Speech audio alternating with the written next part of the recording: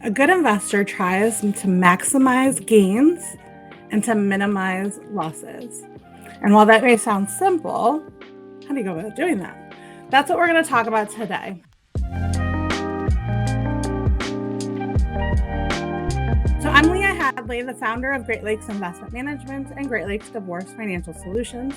And I help women who have spent most of their lives putting everyone else first make the most of their money by providing compassionate financial guidance and strategic investment management. So today we're talking about how to be a better investor. And it's important to know that all investing involves risks, but there are some basic principles that a good investor should be aware of. And we're going to talk about 5 of them specifically today. So the first is to start with a clear investment strategy. And I'll go into each of these more depth in just a minute. The second is to take a long view. The third is diversification. We'll talk about what that means. The fourth is to make adjustments when needed. And last but not least, to be consistent. So what does it mean to set a clear investment strategy? Before I ever want to get into investment selection, so before I ever get into the individual investments that would be held in a portfolio, I really want to know, what is somebody's financial goals? What are their time horizon, their tolerance for risk? What about their liquidity needs? Liquidity refers to how quickly you can convert an investment into cash. So generally speaking, the sooner you need the money, the wiser it is to keep it in a liquid investment. So for example, if you have kids that are going to college in the next couple of years, you're going to invest very differently than if you still had kids that were toddlers, right? Or if you have grandchildren that are toddlers. And so we really want to keep all of that in mind when creating an investment strategy. And you can do that for yourself as well.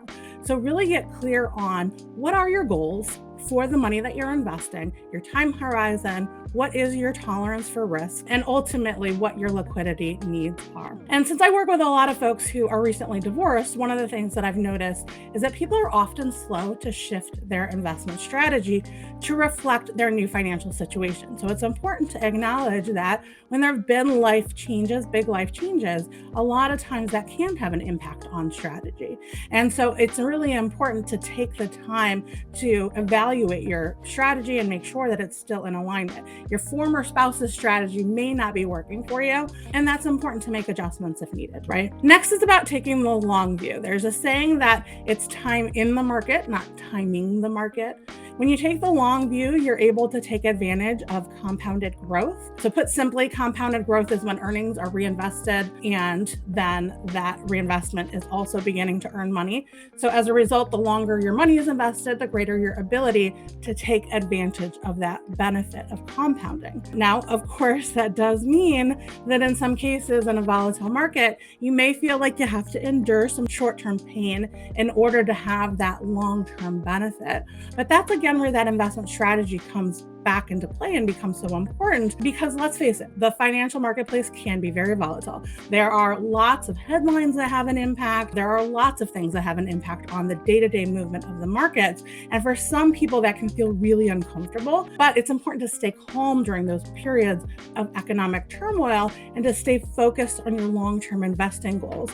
So as you become a more confident investor, you may even start to see those times as opportunities instead of as times that you have to feel fearful around, right? So that investment strategy can help you to know that, hey, yes, we're seeing volatility now, but I have a plan in place and I know how to deal with that. The next is diversification. And a diversified investment portfolio can help you to manage risk during periods of market uncertainty, market volatility, and it does have the potential to improve your outcomes over the long term. And diversifying is essentially the opposite of putting all your eggs in one basket, right? So when we talk about diversification, we're talking about diversifying by asset classes. So if we think about that, we're talking about, fixed income or bonds versus stocks, equity versus cash. Those are kind of simple asset classes that we're looking at. We may be building in other ones as well, but that gives you a little bit of an idea of what we're talking about when we're talking about diversifying your investments. But here's the thing, it's really important to make adjustments as needed. associated. Last week, we talked about the dangers of managing your money on autopilot. And while buying an investment and holding it for a long term can be good, it doesn't mean that you just want to set it and forget it, right? There are some dangers associated with that. And there are times when economic conditions warrant a rebalancing in your portfolio. And there are times when circumstances have changed, right? I mentioned a lot of the folks that I work with have gone through a divorce. And so they may be looking at changing up their overall allocation and diversifying differently, right? Creating that different investment strategy that's more appropriate for their new situation. But whatever the reason is, periodically reviewing your investment portfolio so you can make adjustments when needed to be in alignment with your investment goals and your tolerance for risk is really important. So let's talk a little bit about how do you actually go about rebalancing, because sometimes that's an area where people don't have a lot of knowledge. Certainly when we're managing a portfolio on somebody's behalf, that's something that we're doing for them, right? But when you are doing it yourself, you basically have two things that you can do. You can either, if you're trying to do things quickly, you can sell investments and reinvest into something else. That's going to allow you to, sell off what might be too high percentage in your portfolio and reinvest into something that might be a lower percentage than your ideal asset allocation.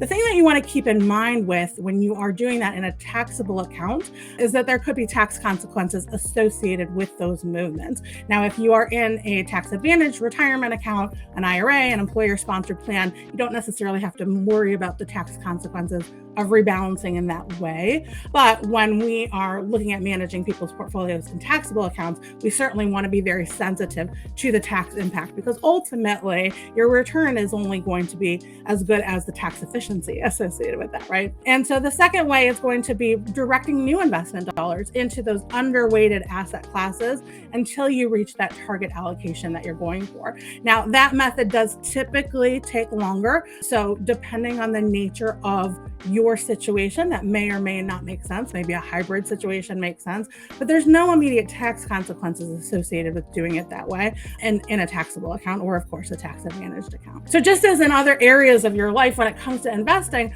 a little regular maintenance can potentially go a long way toward helping you reach your goals. I know when we saw a few years ago, the equity markets were very, very strong. And I was seeing some of my more conservative clients find that they were really overweight in those areas of the stock, in their portfolio, having too much exposure to stock, right?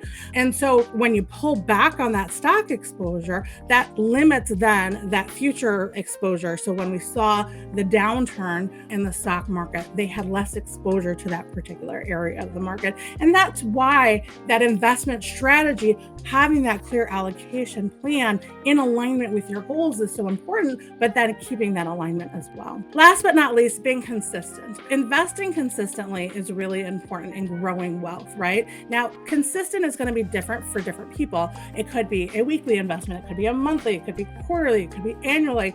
The nature of your financial situation is partially going to dictate that, right? But being consistent in the way that you invest can really help you to reach your financial goals that much faster. And now, if you found this information helpful, I hope that you will share it with a friend or colleague.